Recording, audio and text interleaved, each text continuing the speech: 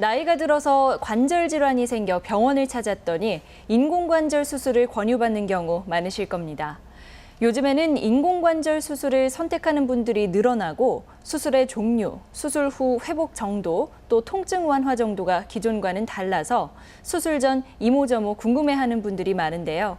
오늘은 익산병원 한홍준 센터장과 함께 인공관절 수술 전에 궁금한 사항들에 대해 알아보겠습니다. 최근 평균 수명이 늘어나고 노인 인구가 증가하면서 관절 질환을 호소하는 환자도 늘고 있습니다. 극심한 통증을 줄이고 운동 기능을 회복하기 위해 인공관절 수술을 결정하는 경우가 많은데요. 인공관절 수술 전 궁금한 사항에 대해 정형외과 전문의 한홍준 센터장과 함께 알아봅니다.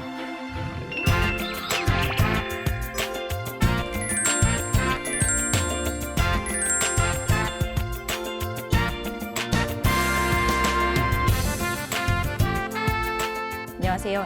네, 안녕하세요. 반갑습니다. 네. 우선 요즘에는 보니까 주변에 인공관절을 수술 받는 사람들이 많더라고요. 네. 예, 실제로는 어떤가요?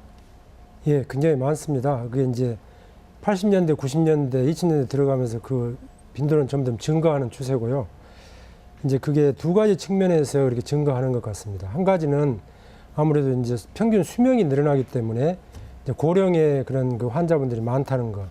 그리고 이제 나이가 많아지면 생기는 어떤 퇴행성 질환들이 많기 때문에 또는 이제 나이가 증가하면서 골다공증이 증가함으로 인해서 골절이 많아진다는 거. 네. 이제 그런 측면에서 많아지고 두 번째는 이제 어떤 삶의 질의 측면에서 과거에는 어느 정도 아파도 그냥 참고 지냈던 것들을 지금은 이제 경제적으로나 이런 것들이 어느 정도 해결이 되기 때문에 가능하면 통증 없이 건강하게 살려고 하는 그런 욕구가 증가하기 때문이 아닌가 그렇게 생각을 합니다. 네. 네. 주변에 보면 주로 무릎 인공관절 수술을 많이 받던데요. 네. 이게 다른 관절에도 수술할 수 있는 건가요? 예, 이제 아무래도 무릎 관절이 가장 많고요. 그 외에 이제 두 번째로는 고관절, 엉덩이 관절에 이제 많이 합니다. 그 외에 이제 상지에서도 어깨 관절이라든가 팔꿈치 관절도 많이 하는 편인데 절대적으로 많은 것은 무릎과 고관절이 많고요. 그 외에 또 뭐 손목 관절이라든가 발목, 족관절 이런데 그다음에 심지어는 이제 손가락, 발가락 그런 관절까지도 전부 시행을 할 수는 있습니다만은 그렇게 많지는 않고 주로는 무릎 관절하고 엉덩이 관절, 고관절이 제일 많습니다. 네. 시술하는 부위가 다르면 이제 인공관절 시술 방법도 다를 것 같은데요. 뭐 종류에는 뭐가 있고 뭐 차이점엔 뭐가 있는지 설명 부탁드립니다. 예, 이제 가장 많은 그 시행 부위가 고관절하고 무릎 관절이기 때문에 이제 거기를 중심으로 설명을 드리면요. 이제 관절이라는 게 두 개의 뼈로 이렇게 이루어지는데 고관절은 여기 비구 쪽하고 대퇴골 이 두 가지의 뼈가 만나서 관절을 이루는데 네.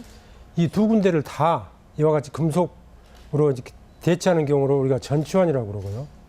비구 쪽은 그대로 놔두고 대퇴골 쪽만 바꾸는 걸 우리가 반치환이라고 그럽니다. 근데 이제 반치환의 경우는 이제 나이가 많으신 분들 중에서도 활동이 많지 않는 경우 어떤 질환이 있어서 활동이 제한적인 분들 또는 이제 질환이 많아서 수술을 오래 했을 경우에 어떤 위험 부담이 높아지는 분들에게 네. 이제 시행을 하는 것이고 전치환이라고 하는 것은 젊은 사람들 또는 젊지 않고 나이가 많다 하더라도 왕성하게 활동을 하신 분들한테는 전치환을 주로 합니다. 그 이유는 이제 반치환의 경우는 비구 쪽을 손대지 않기 때문에 시간이 짧게 걸리고 출혈도 적고 또 회복도 좀 빠르고 하는 그런 장점이 있고요. 그런데 반면에 반치환은 비구 쪽을 그대로 남겨놓기 때문에 나중에 비구 쪽 연골에서 통증이 발생하는 경우가 있어서 활동이 많으신 분들한테는 좋지 않습니다. 이제 그에 반해서 전치환은 반치환하고 달리 시간도 좀 더 걸리고 출혈도 약간 많고 하는 것이 있지만은 그런 것은 우리가 어쨌든 수술 술기상으로 어느 정도 다 해결할 수 있고요. 네. 반면에 이제 그 통증은 거의 완벽하게 없어지기 때문에 활동이 많으신 분들은 나이가 많고 나이가 적기를 떠나서 전치환하는 게 좋습니다.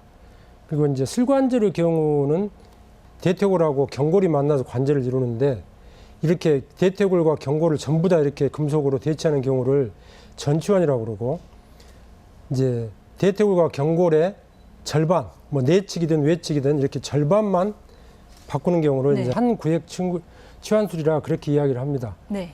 근데 이 한 구역 치환술은 주로 이제 우리 동양 사람들의 경우는 O자형 다리가 많기 때문에 내측의 연골이 주로 마모가 돼서 내측이 주로 아픈 경우에 반치환술을 이 한 구역 치환술을 하게 되는데 이제 한 구역 치환술은 장점이 있는 반면에 또 단점이 있습니다.